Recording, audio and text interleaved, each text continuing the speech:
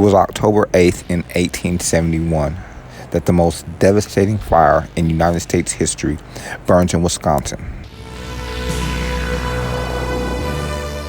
Some 1,200 people continued their eternity, and 2 billion trees were consumed by flames.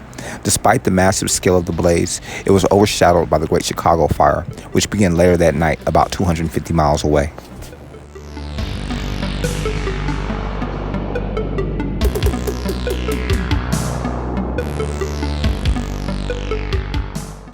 Peshtigo, Wisconsin was a company, lumber, and sawmill town owned by William Ogden that was home to what was then one of the largest wood product factories in the United States. The summer of 1871 was particularly dry across the northern Midwest. Still, settlers continued to set fires using the slash and burn method to create new farmland, and in the process, making the risk of forest fire substantial. In fact, the month before had seen significant fires burn from Canada to Iowa.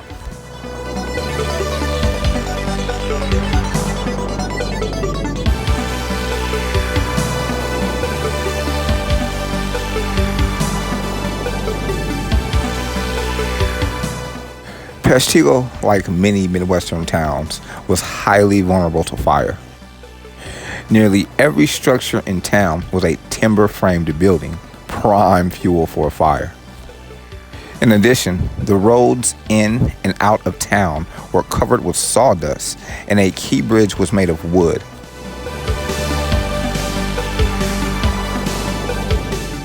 This would allow a fire from outside the town to easily spread to Peshtigo and make escaping from a fire in town difficult.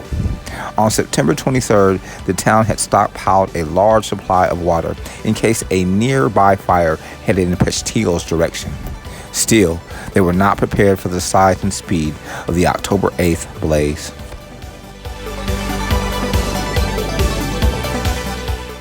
The blaze initiated at an unknown spot in the dense Wisconsin forest.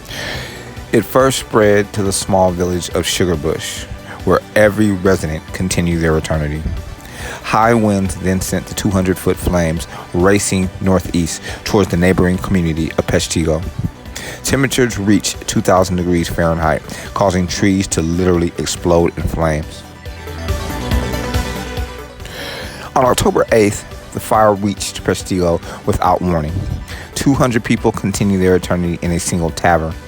Others fled to a nearby river, where several people continued their eternity from drowning. 3 people who sought refuge in a water tank boiled when the fire heated the tank. A mass grave of nearly 350 people was established because extensive burns made it impossible to identify the bodies.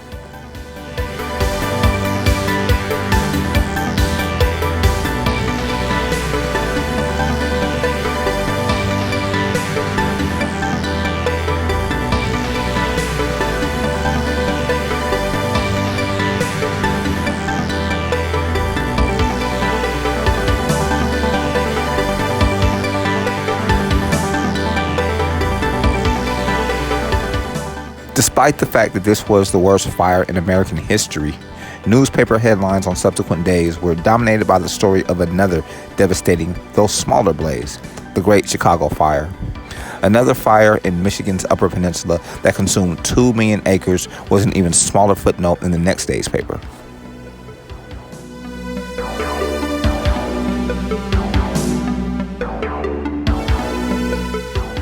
On October 8th in 1871, flames sparked in the Chicago barn of Patrick and Catherine O'Leary, igniting a 2-day blaze.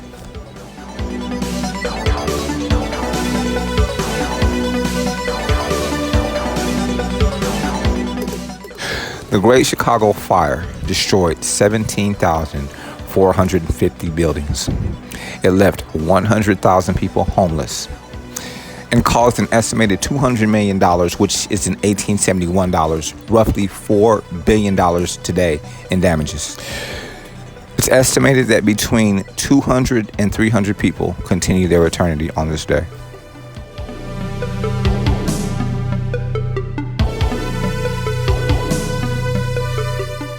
Legend has it that a cow kicked over a lantern in the O'Leary barn and started the fire. But other theories hold that humans or even a comet may have been responsible for the event that left 4 square miles of the Windy City, including its business district, in ruins. Dry weather and an abundance of wooden buildings, streets, and sidewalks made Chicago vulnerable to fire. The city averaged 2 fires per day in 1870. There were 20 fires throughout Chicago the week before the Great Fire of 1871.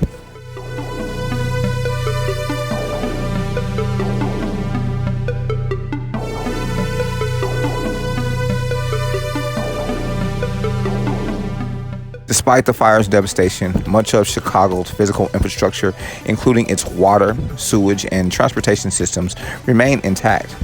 Reconstruction efforts began quickly and spurred great economic development and population growth as architects laid the foundation for a modern city featuring the world's first skyscrapers.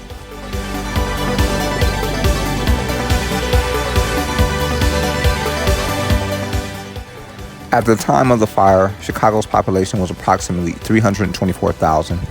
Within 9 years, there were 500,000 Chicagoans. By 1893, the city was a major economic and transportation hub with an estimated population of 1.5 million. That same year, Chicago was chosen to host the World's Columbian Exposition, a major tourist attraction visited by 27.5 million people, or approximately half the U.S. population at the time.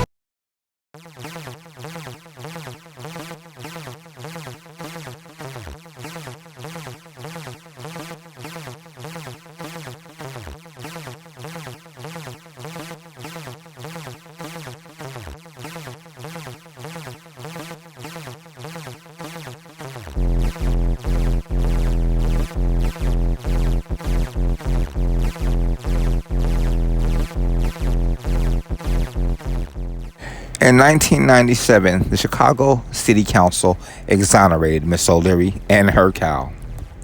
History.com reports that she turned into a recluse after the fire, and she continued her eternity in 1895.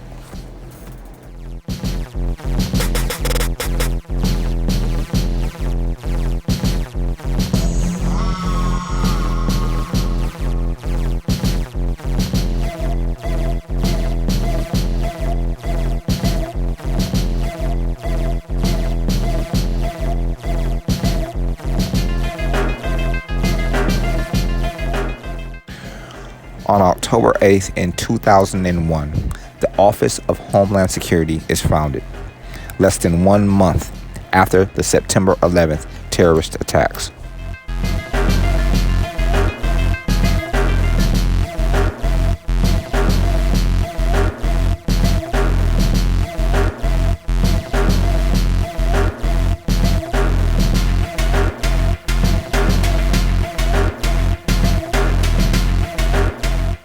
Now a cabinet department, Homeland Security is now one of the largest organs of the federal government, charged with preventing terror attacks, border security, immigrations and customs, disaster relief, and prevention and other related tasks.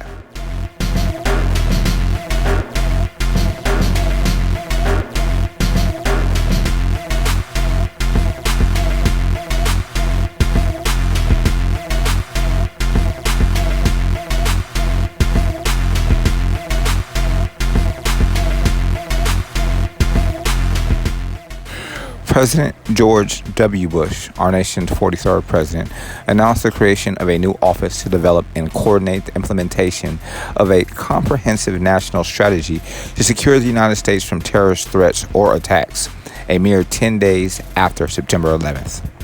On October 8th, former Pennsylvania Governor Tom Ridge assumed his role as director and the office opened.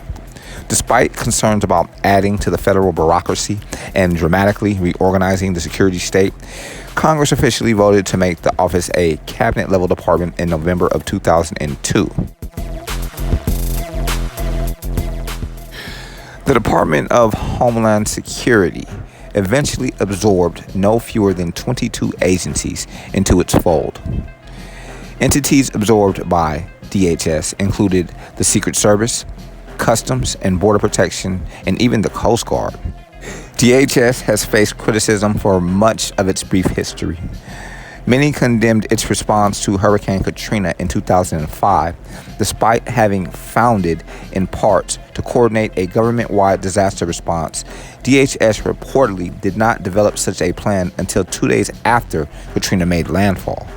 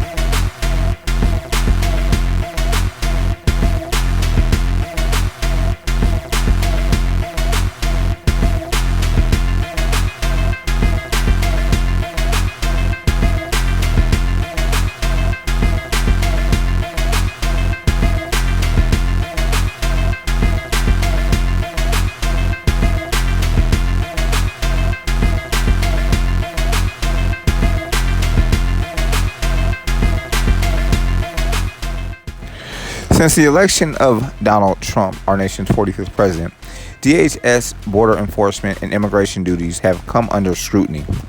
In particular, many Americans are critical of one DHS office, Immigration and Customs Enforcement, ICE, which was founded in 2003. In recent years, ICE has stepped up its raids on undocumented immigrant communities, leading to a rising number of deportations. ICE is responsible for detaining migrants at America's southern border, where the conditions of its facilities and its practice of separating detained children from their families have led to widespread condemnation and the rise of an abolish ICE movement.